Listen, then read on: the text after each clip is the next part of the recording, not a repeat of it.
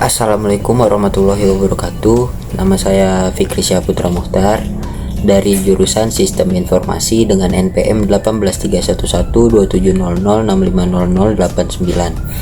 Pada kesempatan kali ini saya ingin menjawab soal UTS dari mata kuliah yaitu Rekayasa Perangkat Lunak Sistem Informasi dengan dosen penguji yaitu Bapak Agung Triyayudi. Langsung aja kita ke soal yang pertama. Soal yang pertama yaitu jelaskan tahapan di SDLC. SDLC atau Software Development Life Cycle ini dimulai pada tahun 1960-an.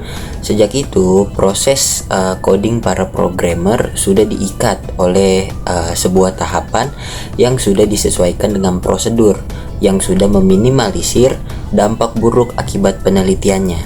Nah, berikut ini adalah tahapan-tahapan dari SDLC. Tahap yang pertama yaitu ada inisiasi. Tahap inisiasi ini adalah tahapan paling pertama pada SDLC.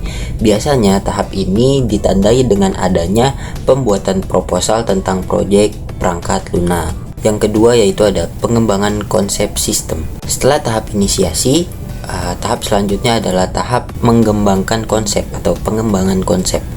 Pada tahap ini kita akan diminta untuk menjelaskan mengenai lingkup konsep yang akan dikerjakan, termasuk juga penjelasan mengenai dokumentasi, pengembangan manajemen rencana, dan analisis area sistem. Selain itu, pada tahap ini kita juga akan mempelajari bagaimana cara kerja dari sebuah sistem. Yang ketiga ada sistem planning atau perencanaan sistem. Tahapan ini umumnya lebih menekankan aspek feasibility study, yakni studi kelayakan pengembangan sistem. Adapun aktivitas yang dikerjakan pada tahap ini adalah sebagai berikut. Yang pertama ada pembentukan tim dan konsolidasinya. Yang kedua, mendefinisikan tujuan pengembangan serta ruang lingkup dari pengembangan yang akan dilakukan. Yang ketiga, ada mengidentifikasi masalah yang ada pada pengembangan ini, akankah dapat diselesaikan melalui pengembangan sistem atau tidak. Yang keempat ada menentukan strategi yang digunakan selama proses pengembangan dan mengevaluasinya. Yang kelima ada menentukan prioritas teknologi yang akan digunakan dan pemilihan aplikasi. Tahap yang selanjutnya yang keempat yaitu analisis sistem. Pada tahap ini akan dilakukan beberapa tahap meliputi study literature. Study literature ini berguna untuk dapat menemukan kasus yang dapat ditangani oleh sistem dan juga mengidentifikasi sebuah sistem.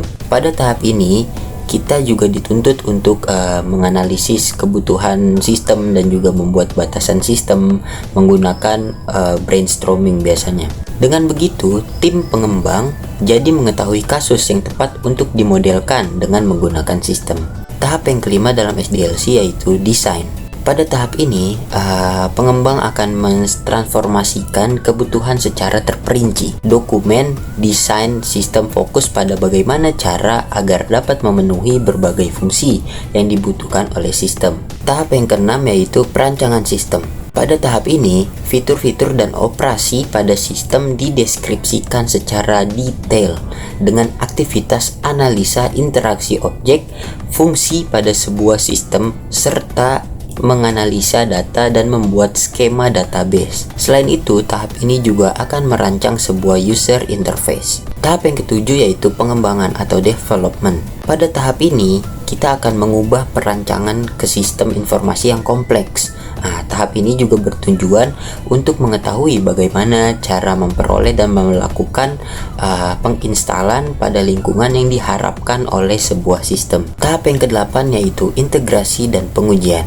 Nah, pada tahap ini pengembang akan mempresentasikan sistem yang telah dibuatnya, yang mana sudah memenuhi keadaan yang telah dispesifikasikan pada dokumen kebutuhan fungsional. Laporan analisis dan pengujian akan dihasilkan dengan diarahkan oleh pengembang, bagian penjamin mutu, dan user. Tahap yang kesembilan adalah tahap implementasi atau pelaksanaan. Pada tahap ini akan dilakukan pelaksanaan perangkat lunak pada area produksi dan menjalankan resolusi rate masalah yang terdeteksi dari tahap integrasi dan pengujian sebelumnya. Yang ke-10 yaitu operasi dan pemeliharaan atau maintenance. Pada tahap ini akan dijelaskan tentang pekerjaan yang dilakukan untuk menjalankan dan memelihara sistem informasi pada area produksi atau lingkungan pada user, termasuk implementasi atau penerapan akhir dan masuk pada proses peninjauan. Tahap yang ke-11 atau tahap yang terakhir yaitu disposisi. Pada tahap ini kita akan mendeskripsikan aktivitas dari pengembangan sistem serta membangun data yang sesungguhnya sesuai dengan aktivitas user yang dilakukan. Selanjutnya kita masuk ke soal nomor 2. Soal nomor 2 yaitu buatkan tabel tentang perbedaan dari model sistem prototype, waterfall, spiral, dan RAD. Atau ini adalah perbedaan-perbedaannya gitu, sebutkan perbedaan-perbedaannya. Yang pertama kita masuk ke metode waterfall. Metode waterfall merupakan metode pengembangan perangkat lunak tradisional yang sistematis. Metode ini memiliki 5 tahapan proses, di antaranya communication, planning, modeling, construction, dan deployment. Itu tadi adalah metode waterfall. Selanjutnya itu metode prototype. Prototype dalam bahasa Indonesia diartikan dengan istilah purwarupa. Istilah tersebut berarti model awal atau rancangan sementara yang masih membutuhkan berbagai penyesuaian sebelum dinyatakan telah memenuhi hasil yang diinginkan. Jadi misalnya kita ingin membuat sesuatu, langkah awalnya yaitu membuat prototipenya. Tapi prototipe itu bukan bentuk jadi atau bentuk asli dari sesuatu yang kita ingin buat, karena masih harus dikembangkan lagi gitu. Selanjutnya metode spiral. Metode spiral menggabungkan 2 metode pengembang yang telah dibahas sebelumnya, yaitu metode prototype dan metode waterfall. Pengembang melaksanakan prototyping dengan cara sistematis khas metode waterfall. Bisa dikatakan metode spiral ini mengcombine atau mengkombinasikan tahap-tahapan dari metode waterfall dan metode prototype, disatuin dan ada di metode spiral. Selanjutnya yaitu metode RAD.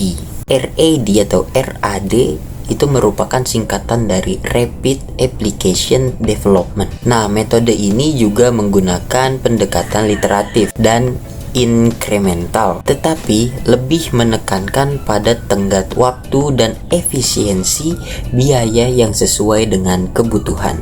Kita masuk ke soal nomor 3, yaitu buatlah contoh aplikasi di sekitarmu. Boleh dari tempat bekerja atau contoh dari aplikasi lain di mana kita berinteraksi dengan aplikasi tersebut.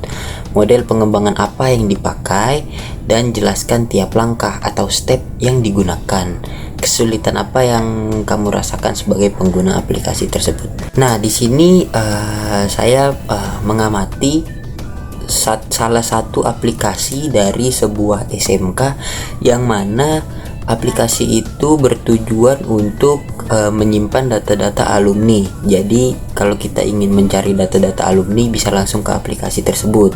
Dan aplikasi tersebut menggunakan metode pengembangan yaitu metode waterfall. Sebelumnya, keunggulan metode waterfall itu antara lain metode waterfall adalah metode pengembangan yang paling handal dan paling lama digunakan oleh para developer. Yang kedua, ada cocok untuk membuat software dengan skala besar. Yang ketiga, cocok untuk mengembangkan sistem yang bersifat generik. Yang keempat, pengerjaan proyek sistem akan mudah dikontrol dan terjadwal dengan baik. Nah, kita langsung masuk ke tahapan-tahapan pembuatan aplikasi ini. Yang pertama yaitu ada tahapan alasan menggunakan waterfall.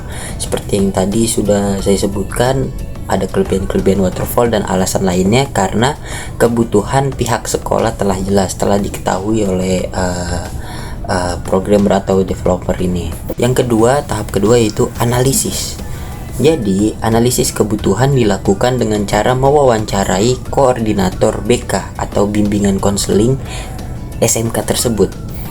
Dari wawancara didapatkan data-data seputar alumni seperti total alumni yang lulus, terus alumni yang sudah bekerja, alumni yang melanjutkan studi. Jadi itu bisa kita cek lagi dalam aplikasi tersebut.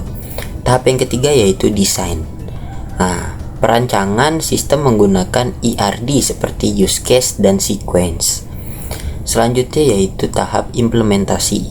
Nah, sistem informasi akan dibuat menggunakan bahasa pemrograman PHP dengan framework CodeMinter. Tahap yang kelima yaitu ada tahap pengujian sistem. Pengujian dilakukan pada aspek fungsionalitas kepada ahli sistem informasi, petugas administrator, dan alumni langsung. Jadi langsung ke alumni juga. Tahap yang terakhir yaitu tahap maintenance atau pemeliharaan. Pemeliharaan akan dilakukan apabila ada update fitur atau memperbaiki kesalahan yang ditemukan pada sistem digunakan langsung oleh user. Mungkin segitu saja yang dapat saya sampaikan, kurang lebihnya mohon dimaafkan. Wabillahi taufiq wal hidayah. Wassalamualaikum warahmatullahi wabarakatuh.